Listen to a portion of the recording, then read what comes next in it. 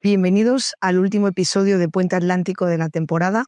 Hoy estamos en un sitio distinto, estamos en el Liberty Forum and Freedom Dinner de Atlas Network, que muy amablemente nos ha hecho el favor de dejarnos este espacio y ayudarnos a grabar este podcast.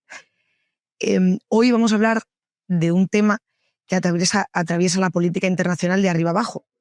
Hablaremos de cómo las potencias mundiales están usando el comercio no solo para prosperar, sino también como instrumento de poder y presión.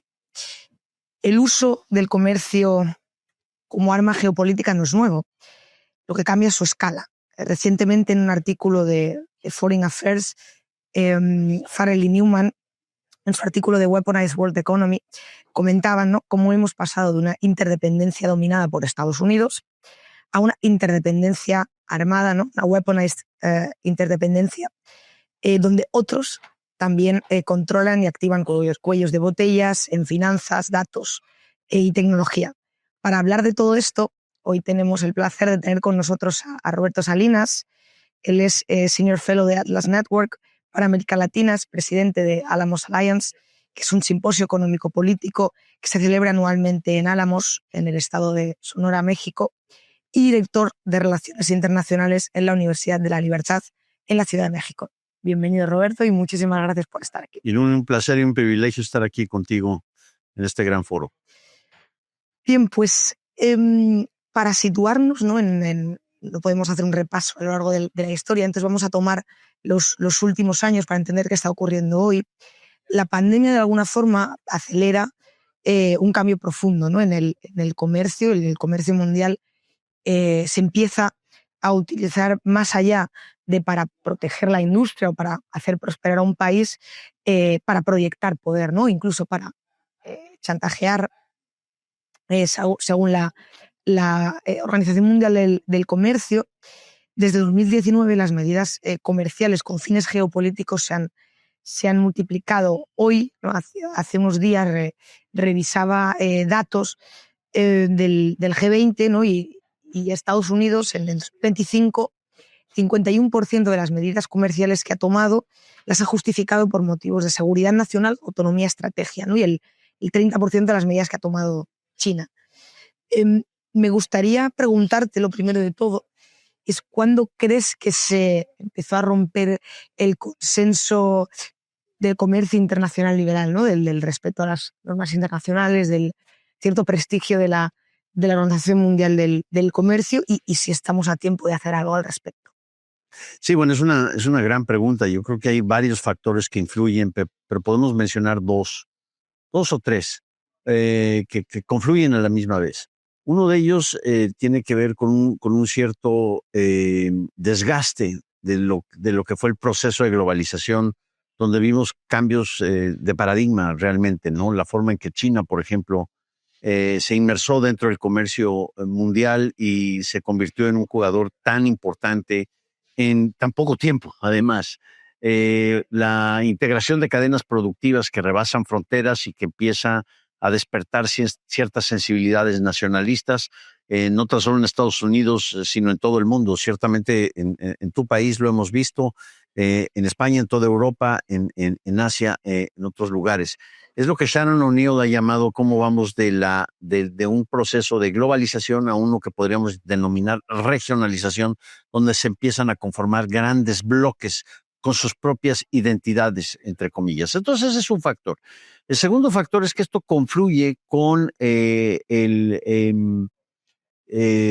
con la entrada en la escena de Donald Trump y de una especie de nacionalismo primitivo, Make America Great Again, y rescatar conceptos como el proteccionismo, la autarquía y la idea de consolidar una soberanía nacional sobre la base de industrias estratégicas, que suena mucho a Raúl Prebisch y a la CEPAL de los 50, pero que ha tenido grandes resonancias dentro de constituencies dentro de los Estados Unidos, que no tan solo lo impulsaron a la presidencia en 2016, sino a regresar incluso recientemente en su segundo periodo.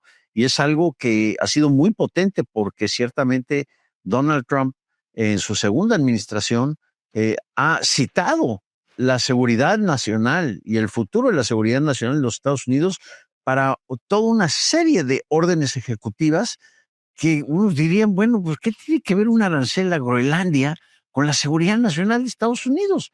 Y sin embargo, ahí está, y ha escalado hasta la Suprema Corte y no sabemos cuál es el desenlace de todo eso. Y el tercero y quizá el más importante fue el choque que sufrimos con la pandemia. Un cisne negro, aunque Nassim Taleb dice que no era cisne negro, que era algo que debimos haber esperado, una pandemia, pero lo que sí fue un cisne negro fue la forma en que desarticuló todas las cadenas de suministro que estaban profundamente integradas alrededor del mundo. Y entonces el just in time desapareció por completo y nos encontramos con un colapso de la oferta y un colapso de la demanda, una economía zombie. Carmen Reinhardt, que escribió este gran libro, This Time is Different, esta vez es diferente, dice, no, esta vez realmente sí es diferente, ¿no? Fue algo sumamente inusual, en donde, bueno, pues yo no sé si la autoparte, o yo no sé si la medicina, o yo no sé si el aguacate mexicano va a llegar a tiempo. ¿Por qué? Porque hubo un colapso de esas cadenas de suministro. Entonces empieza todo un fenómeno contrario a lo que se vio a principios del milenio, el offshoring, es decir, buscar otros regímenes donde puedan ser más costo eficiente la producción de insumos o la manufactura, pues ahora es el reshoring o el nearshoring o el friendshoring, es decir, ya el just in time ahora se vuelve close to home. Y no hay país mejor ubicado en el mundo para capturar esa ola de inversión que México. No tan solo por su posición geográfica, sino porque después de 30 años de un tratado de libre comercio en América del Norte, estar profundamente integrados. Pero hay otros países que se podrían montar en lo mismo. Costa Rica, por ejemplo, es un sitio muy, muy atractivo. Puerto Rico, hasta Uruguay y ciertamente Argentina están tratando de ver cómo dentro de esta reconfiguración radical del comercio y estos tres factores pueden sacar provecho. Entonces yo creo, Irune, que verdaderamente estamos en un punto de inflexión de otro cambio de paradigma en la forma en que se comercia globalmente. Luego vamos a hablar de México, porque cómo no íbamos a hablar de México teniéndote a ti, pero a colación de lo que estabas comentando, me gustaría preguntarte, si bien es cierto, o la sensación es sino que oye que desde la pandemia, evidentemente este tipo de situaciones, pues en las que se toman medidas extremas, ¿no? Y que no se tomarían o no serían toleradas en situaciones normales, luego cuesta mucho revertirlas, algunas han quedado y eso, como tú bien mencionabas, ha acabado motivando y acelerando un cambio profundo en el comercio mundial. Hoy se utiliza el comercio para presionar en temas migratorios, para obtener acuerdos de paz y terminar con guerras, para muchas otras cosas. Y de forma como mucho más generalizada a lo que en otras ocasiones había ocurrido. ¿En qué medida crees que de alguna forma se están eliminando las diferencias o la compartimentación entre lo que es la política exterior y la política de defensa, ¿no? Por ejemplo, de los países? Es otra pregunta muy difícil que yo creo que no hay la empiria suficiente hoy para indicarnos una respuesta correcta. Pero lo que sí vemos es que se ha instrumentalizado como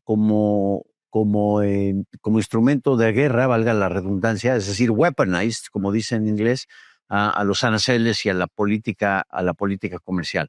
Pero hay que ver que por un lado sí puede servir para presionar a naciones que pueden perder más, pero los dos van a perder.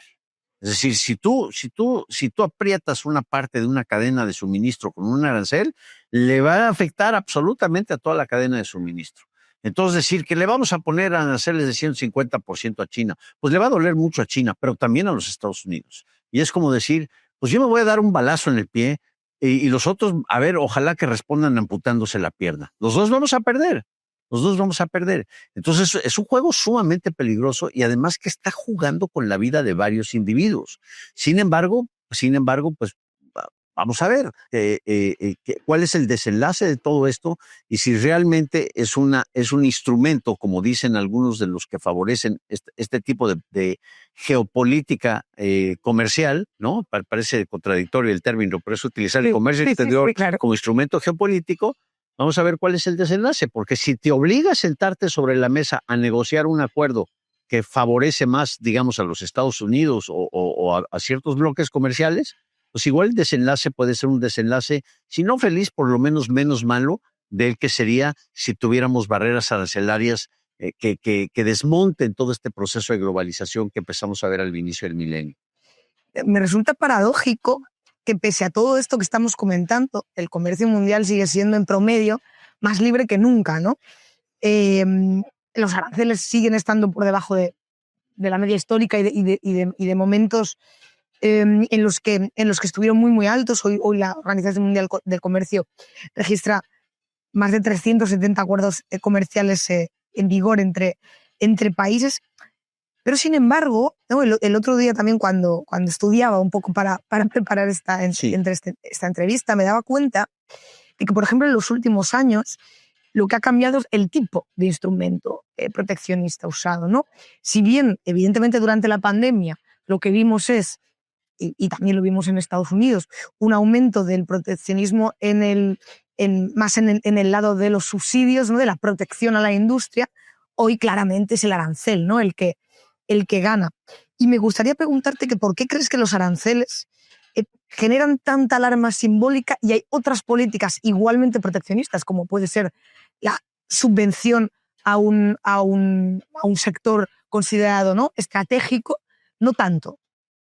Bueno, la subvención creo que como es una cuestión más interna, ¿no? Si hacemos un subsidio a la agricultura, por ejemplo, o lo que sucede en mi país es un subsidio irrestricto a la porquería de sector energético que tenemos y a petróleos mexicanos, o puede ser al acero, o puede ser a otros sectores que se consideran estratégicos, se ve más como interno. Pero arancel, aunque tiene consecuencias externas, pero el arancel visiblemente es mucho más un instrumento que aparentemente le va a doler al país al que se lo estás imponiendo, aunque el que lo acaba pagando es el consumidor del país interno. Es algo paradójico. Como que qué bueno que le pusimos aranceles a esos desgraciados chinos que nos están quitando soberanía. Pues sí, amigo, pero tú vas a pagar el arancel, ¿no? Ahorita Donald Trump está presumiendo que le va a regresar al ciudadano americano hasta $2,000 por persona con toda la recaudación por tarifas arancelarias que se han hecho. Pues hubiera sido mejor que no se los quitara. Déjamelos, no me los quites, no me los des, pero no me los quites, porque primero me los tuviste que quitar para luego colgarte la medalla. Ay, qué gracioso, ahora me los vas a regresar. El arancel creo que es mucho más dramático en el Vox Populi que una subvención. Y un tema que la puerta que abriste y tema que no tocaste es por ejemplo, las tarifas o los obstáculos no arancelarios, que son quizás los más perniciosos de todos, ¿no? Solo puedes importar aguacate, pero solo en esta medida y en estas cajas. Y si no, o bueno, tiene que cumplir con ciertas medidas fitosanitarias. Y ahí, con la excusa de la sanidad o con la excusa de la ecología o con cualquier excusa, se empiezan a erigir toda clase de barreras. Hoy en México nos hemos vuelto expertos en las medidas no arancelarias para evitar Bueno, ahí no nos ganáis a la Unión Europea, ¿eh? Quizás nos ganan ahí. Nos ganan en fútbol y en tarifas no arancelarias. No, claro, tienes toda la razón. Me parece que efectivamente hay que poner el foco en los aranceles porque evidentemente son, bueno, para los que creemos en que el comercio internacional y el libre comercio es bueno, genere y haga ganar a quien haga ganar, y además creemos que a la larga nos hace ganar a todos. Nos da igual si la medida es un arancel, ¿no? Una medida arancelaria, o proteger la industria energética mexicana para que los mexicanos no importen energía de otro país.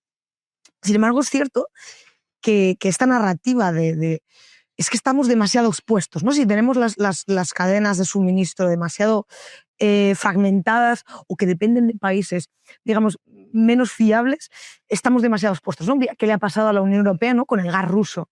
Si evidentemente no tienes una guerra aquí al lado, tienes que comillas, castigar, ¿no? A quien ha iniciado esa guerra, pero tú estás totalmente vendido. Entonces, quizá, ¿cómo podemos balancear esto? Si es que se puede balancear, ¿no? Porque quizá no. Pues quizá no, la verdad que es muy hipotético, es casi un contrafactual.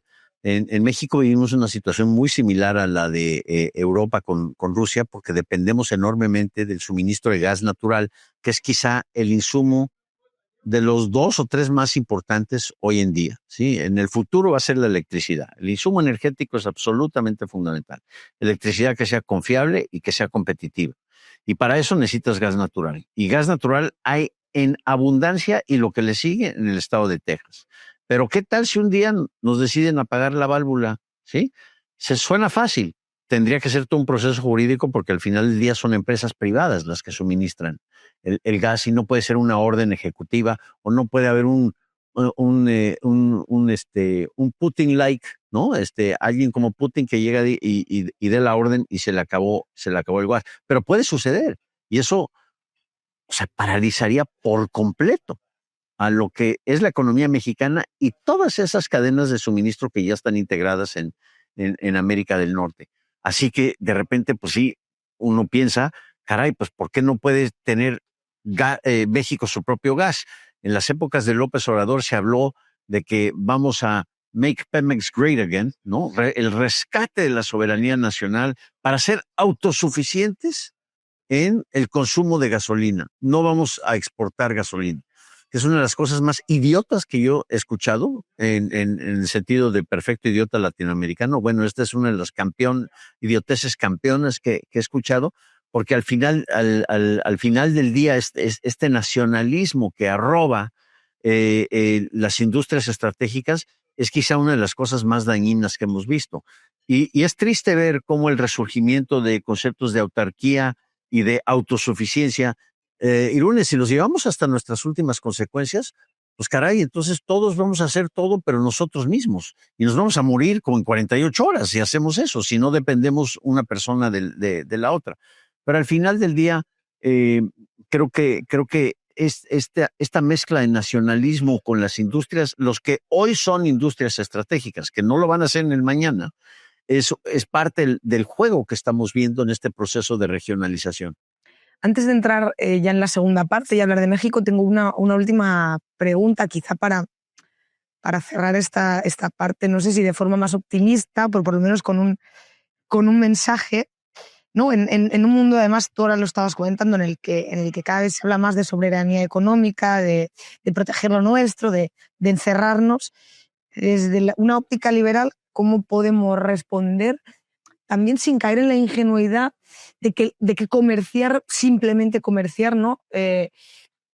Digamos, ya nos fuerza a cooperar, que hemos visto que quizá no termina de ser del todo así. Pero ¿cuál es el mensaje? ¿Qué podemos decir al respecto? Otra gran pregunta. La verdad es que no sé de bote pronto. Y algunos amigos nuestros, por ejemplo, Daniel Lacalle, pues es mucho más realista en la forma en que trata de abordar estos temas. Y a ver, en el Realpolitik, en la Real Economía, no nos hagamos bolas. No va a ser el libre comercio como, digamos, nos imaginamos con Frederick Bastiat o nuestro gran tutor y gran amigo Manuel Ayao, ¿no? Una parte gana solo si la otra parte gana, y en el win-win lo sabemos, pero nos queremos acercar más a ese paradigma que cualquier otro.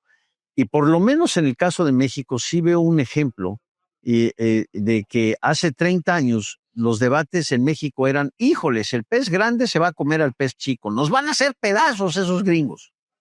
Y en Estados Unidos era The Great Sucking Sound, van a llegar los mexicanos y nos van a robar todos nuestros empleos. Entonces había grandes temores sobre un experimento que en ese entonces nunca se había hecho, una integración comercial con semejantes asimetrías económicas. En Europa todo el proceso de integración y de la conformación de una unión aduanera y de un mercado común. Estemos o no estemos de acuerdo, y digo, hay temas como la armonización regulatoria o concentrar todo en Bruselas, que en parte fue lo que generó fenómenos como el Brexit, ¿no? El Brexit no nació por motivos nativistas nacionalistas, nació porque déjame trabajar. Esta asfixia burocrática de Bruselas verdaderamente no me deja trabajar y salir adelante. Pero creo que hay casos muy positivos Y hay empiria hoy en día que demuestra. México, por ejemplo, es el socio comercial número 1 de los Estados Unidos. Y eso, pues, en las juntas del IMF y del Banco Mundial, y suena a todo dar. Pero a ver, en la práctica y en la realidad, eso significa que los ciudadanos mexicanos le venden a los ciudadanos estadounidenses y canadienses más que cualquier otro país del mundo. Eso es increíble. Y que los ciudadanos estadounidenses le venden también a los ciudadanos mexicanos más que cualquier otro país del mundo. Entonces, ¿cuál el pez grande se iba a comer al pez chico? Lo que hemos visto es justamente la integración de todos los factores de la producción. Si acaso el debate debería ser cómo escalamos esto a la migración, al capital humano, a los capitales financieros, y no cómo erigimos barreras y muros y etcétera.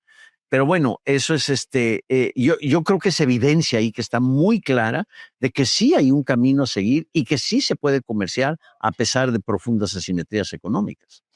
Pues pasando ya a la relación entre Estados Unidos y México, bueno, uno de los momentos cumbre, ¿no? Diría yo, de esta relación es la firma del tratado entre México, Estados Unidos y Canadá, ¿no? El TEMEC, que regula más de 2 billones de dólares estadounidenses en comercio regional. Además, en 2023 México se convierte en el primer proveedor de bienes de Estados Unidos y se ha consolidado ya desde hace tiempo como el segundo destino de exportaciones. El nearshoring que tú mencionabas al inicio ha impulsado la llegada de más de 36.000 millones de inversión extranjera entre el año pasado y este. Pero, sin embargo, los últimos datos que además tú me mandaste del INEGI muestran una caída de casi un 9% interanual en la inversión extranjera. ¿Hasta qué punto tú crees que este freno de la inversión extranjera responde a factores internos, digamos, de cómo el gobierno actual, que al final es heredero del anterior, está haciendo las cosas, o al contexto internacional de cómo las relaciones comerciales con Estados Unidos se están complicando? Responde al 100% a factores internos. Al contrario, ese dato de 36.000 millones de dólares es sumamente tramposo. Y en México, la administración de Sheinbaum y antes López Obrador hacen gárgaras con eso. No, es que qué barbaridad, es la inversión extranjera la mayor en la historia. A ver, amigos, esa inversión extranjera se ha dado a lo largo de 30 años porque se crearon las condiciones de un clima de inversión favorable. ¿Por qué? Porque el mensaje que mandaste al mundo es que yo estoy dispuesto a jugar con reglas del juego regionales, que ningún burócrata nalgón o algún político caprichoso o ciertamente autoritario y populista puede llegar y cambiar como decimos en México, como se les pegue la regalada gana. No se puede. Entonces, si son reglas del juego norteamericanas, entonces sí apuesto a una inversión a 30 años. Y gran parte de esa inversión hoy en día ha sido reinversión de utilidades de empresas que se establecieron hace 20, 25 y 30 años. Al contrario, no hay razón por la cual México no podría tener el doble de la inversión extranjera que tiene hoy si hiciera bien las cosas internamente. Pero tenemos aquí un caso fascinante de un choque entre una política comercial multilateral abierta en todas sus fronteras, porque no es solo Estados Unidos y Canadá. Claro, son los number one, son los socios comerciales número 1. Pero también hay fronteras abiertas con Europa y con Asia y al sur. Y hay más de 47 tratados de libre comercio firmados por México alrededor del mundo. Entonces, esta estrategia claramente funcionó en tratar de penetrar mercados, importar y exportar alrededor del mundo. Pero ahora con el nearshoring, digamos, si hubiera un cuerpo de políticas públicas mucho más amigables a la inversión. Pero ¿qué tenemos? En México han hecho esta espantosa reforma judicial en donde tienen capturado al Poder Judicial y vamos a ver en los próximos, antes de fin de año va a haber 2 o 3 noticias fundamentales en donde es la orden del Ejecutivo, tú tienes que votar así. El presidente de la Corte Suprema, el nuevo presidente de la Corte Suprema, no pasa la prueba de la risa. Y Hollywood, en propiedad intelectual, y ahora la Cámara de Comercio de los Estados Unidos, y ahora varias voces digan, a ver, ¿cómo queremos ser amigos si tú puedes hacer lo que tú quieras, en el momento que tú quieras, y no tengo la independencia de un orden jurídico que pueda proteger mis derechos de propiedad? Y eso está lastimando enormemente el régimen de inversión. Eso y toda una serie de políticas públicas adicionales que parece que le quieren decir que no a la inversión extranjera productiva. cuando tienen la mesa puesta para capturar gran parte del pastel del nearshoring. Paralelamente, ¿no?, a eso que comentas, tenemos a la nueva administración, la segunda administración Trump, amenazando con nuevos aranceles si no se controla la inmigración irregular hacia Estados Unidos, si México sirve de puerta a vehículos eléctricos chinos, y en 2026, el año que viene, llega la revisión del TEMEC. Aquí tengo dos preguntas que me gustaría hacerte. La primera es si crees que realmente ha habido un cambio en la relación comercial entre Estados Unidos y México entre la primera administración y la segunda administración Trump. Y la segunda es si crees que la revisión del TEMEC puede ser realmente una oportunidad para relanzar esa integración comercial con Norteamérica que comentábamos, o, en la misma línea también de lo que comentábamos al principio, un paso más hacia una mayor fragmentación y regionalización. No creo que vaya a ser un paso hacia la fragmentación. No creo, pero vamos a ver qué pasa. ¿Por qué? Porque Estados Unidos claramente ha reconocido, y Donald Trump, que quería cancelar el NAFTA. O sea, él ya estaba dispuesto a firmar una orden de ejecutivo que ya, hasta que le abrieron los ojos y le dijeron, si usted cancela esto, es como inyectarse una sepsis en las arterias del cuerpo económico estadounidense.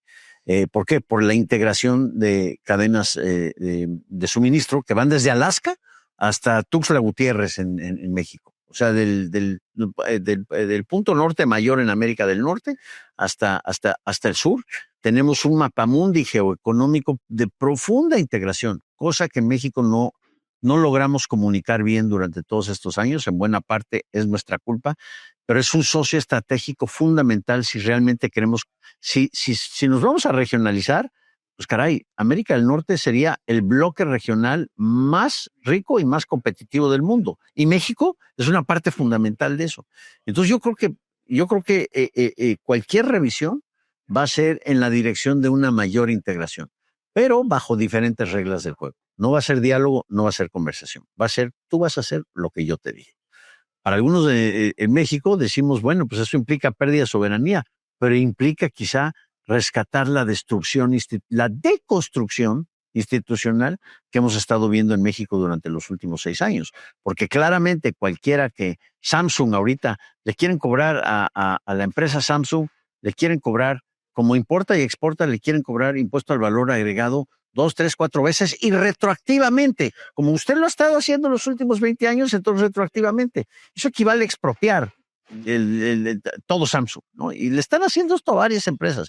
Hay un terrorismo fiscal que ya quisiera Al Qaeda hoy en día, ¿no? Y con la prisión preventiva. Es decir, te meto a la cárcel y oiga, pero yo soy inocente, pues me lo tienes que comprobar primero. O sea, eso de que innocent until proven guilty, eso en México no va. Pues tenemos este autoritarismo casi del playbook de Carl Schmitt, combinado con tratar de jugar el libre comercio y con reglas del juego en el orden mundial y, como dice Douglas Irwin, reciprocity of market access, pues no se puede. Entonces yo creo que cuando llegue esa revisión, no va a ser una revisión, va a ser una renegociación y se va a hacer así. Creo que esa es la actitud que tiene Donald Trump y eso tiene el enorme riesgo de despertar un fuertísimo antigringuismo. La verdad es que no sabemos, es especulación, pero ciertamente va a ser un episodio fascinante de observar. Porque tú como, ¿no?, sin hacer este juego de futurismo que comentamos ahora, que efectivamente no lo sabemos, pero ¿en qué punto crees que están ahora las relaciones entre México y Estados Unidos? Más allá de las relaciones incluso comerciales, ¿no?, la relación de cooperación. ¿Tú crees, digamos, que es evidente quién tiene la sartén por el mango? Creo, ¿no?, que no se nos escapa a nadie. Pero ¿crees que esto, ¿no?, el punto en el que estamos ahora, tal y como ahora están yendo las cosas, el escenario es mejor que lo que era hace unos años o no? ¿O el escenario ha empeorado? Bueno, a ver si entiendo la pregunta. Creo que el punto de partida de negociación de México es infinitamente superior a lo que era en el pasado. Justamente porque si somos conscientes que somos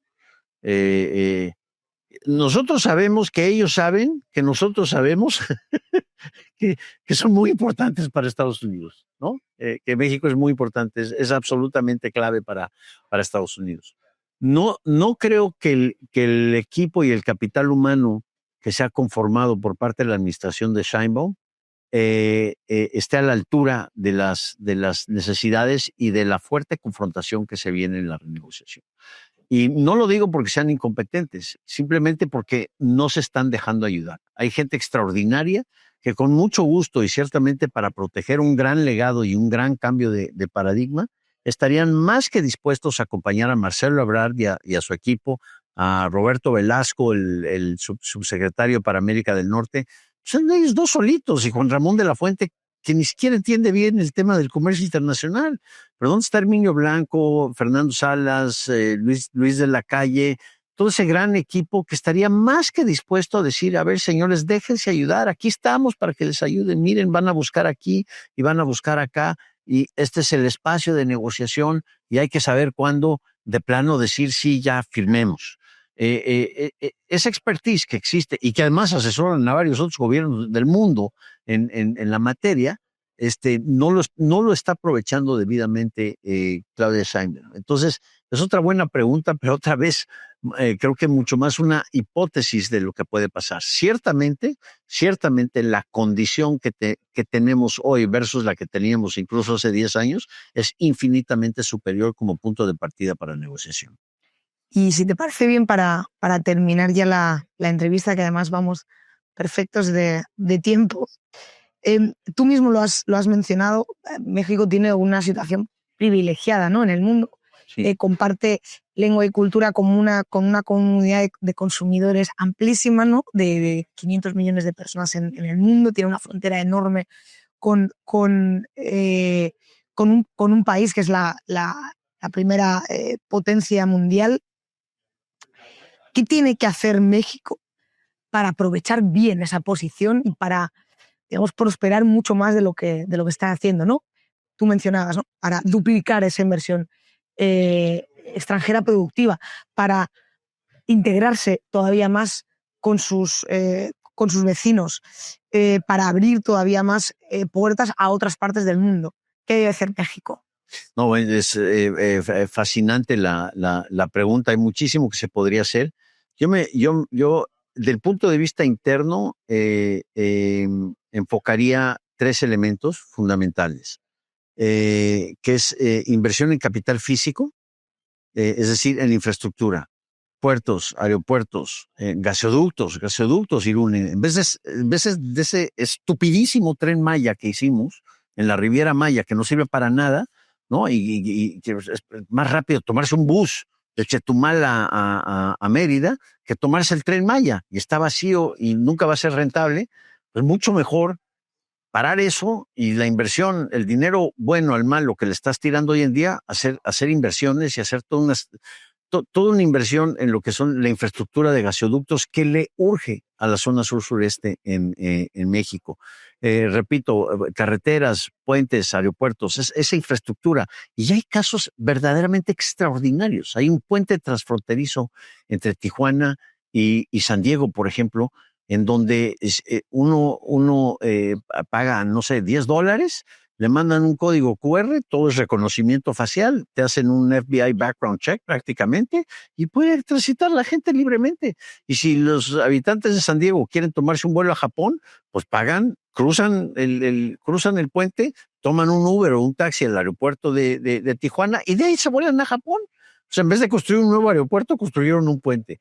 ¿Por qué no hay 17 de esos puentes en la frontera? O 25 de esos puentes en la frontera. O un tren transfronterizo que 24/7, 365 días al año esté cargando mercancía, ¿no? De ambos lados de la frontera. Eso verdaderamente sería integración. Entonces, infraestructura. La otra es capital humano, una mucho mayor cooperación. Necesitamos ingenieros. Ahora en esta revolución tecnológica con la inteligencia artificial, más que nunca se necesita una colaboración con la Universidad de Arizona, con Arizona State University, con la Universidad de Texas, con todas las universidades en la frontera. que ambas son extraordinarias de ambos lados de la frontera, pero necesitas un acuerdo que vaya mucho más allá de lo estatal o de la firmita de algún convenio que se ve bonito en la foto, sino más bien que se ponga en práctica. Y lo más importante de todo es el Estado de Derecho, es decir, el orden jurídico, el rule of law, verdaderamente revisar la protección de derechos de propiedad, escalarlos a nivel regional, que sean reglas del juego que imperan absolutamente para todos los que estén involucrados en México. Eso sería level the playing field, de alguna forma, en el orden jurídico. Eso yo creo que haría que México tuviera un enorme problema de apreciación cambiaria por la cantidad inmensa del flujo de inversión que estaría entrando, y no tan solo en manufactura. Hay que recordar que una de las grandes ventajas de la apertura comercial para México fue lo que Arturo Dam llama la despetrolarización de la economía mexicana. Ay, esa palabra es impresionante, es la primera vez que la pronuncio bien, ¿eh? Despetrolarización de la economía mexicana. ¿Qué quiere decir? Que, contrario a lo que sucede en muchos países latinoamericanos, no dependemos de una materia prima principalmente para nuestra venta al exterior. Hoy en día el petróleo sí es una venta muy importante, el crudo, sí, pero representa menos de 5% de 500,000 millones de dólares que vendemos al exterior, casi 500,000 millones de dólares que vendemos al exterior. Hay autopartes, hay manufactura, hay tequila, hay mango, hay aguacate, hay refrigeradores, hay televisiones de plasma, hay semiconductores, es una diversificación verdaderamente extraordinaria. Entonces, ¿quieres hablar de proteger la economía? Ahí está, diversifícala. No pongas todos los huevos en una canasta. Esa diversificación es absolutamente esencial. Entonces, mayor inversión en todos estos requiere también, Santiago Levy decía recientemente en una maravillosa conferencia, ¿de qué sirve que entre en la inversión, un préstamo del Banco Mundial o donde tú quieras, si no tienes un ambiente que te impulsa la productividad? Eso, a ver, si despertamos a esa condición, la señora Sheinbaum se cuelga la medalla de oro y recibiría toda clase de galardones y sería vista como la gran heroína que hizo posible Mexico Great Again y que México escale al segundo mundo. Un punto importante ahí es que ya lo vemos, ya tenemos las evidencias. Aquellos estados mexicanos que están integrados al comercio mundial hoy en día, gracias a la apertura comercial, son de segundo mundo. Nuevo León, por ejemplo, Chihuahua, Sonora, de alguna forma Baja California, el estado de Coahuila, algo extraordinario en lo que ha sucedido ahí, Aguascalientes, Querétaro, Guanajuato, con todo y el crimen organizado, con todo lo que escuchamos y las decapitaciones y todo lo demás. Son estados que se han convertido, sus empresas se han convertido en ejemplos de competitividad mundial, versus estados como Oaxaca, Michoacán, que acabamos de escuchar el horrible asesinato de Carlos Manso, en paz descanse, Tabasco, el estado natal de López Obrador, y varios otros, y es como que el México del cuarto mundo versus el México del segundo mundo. La migración, por cierto, se da entre ellos dos. Y eso me lleva al último tema. Hay que tener mucha imaginación de cómo planteamos las soluciones con nuestros socios comerciales. La migración es un perfecto ejemplo. ¿Por qué no convertir la frontera, en vez de una zona que genera víscera y veneno, más bien en una zona que genere productividad y felicidad y dignidad humana? Dejemos que todos circulen como en un mercado común, protegido con toda clase de protocolos de lo que llaman Smart Border Security, ¿sí? Reconocimientos faciales, etcétera, etcétera, y que se permita mucho mayor inversión privada. No es la situación ideal del punto de vista de los principios del libre mercado, pero una zona económica especial, la más grande del mundo ahí, donde pueda haber libre flujo de todos los factores de producción. De por sí, informalmente ya sucede. Las ciudades hoy en día, Nogales, Sonora versus Nogales, Arizona, Laredo y Nuevo Laredo, Brownsville y Matamoros, ya la gente ahí no son dos ciudades, es una misma ciudad que un lado está de la frontera y el otro lado está de la otra frontera. ¿Por qué no reconocer eso y armar un orden jurídico que pueda impulsar eso? En fin, es una gran pregunta, pero creo que esos son los tres factores: inversión en capital físico, inversión en capital humano, reglas del juego claras, sencillas y creíbles, y muchísima imaginación en el planteamiento de soluciones a problemas que tenemos hoy en día: seguridad, inmigración y otros. Muchísimas gracias, Roberto, por compartir este rato conmigo, por tan interesantes reflexiones, ¿no? el comercio es un campo de batalla complicado, hoy además muy interconectado, quizá cada vez menos, esperemos que no. ¿No? Hoy en día, cuantos más actores arman la independencia, pues mayor es el riesgo de errores de cálculo y de costes.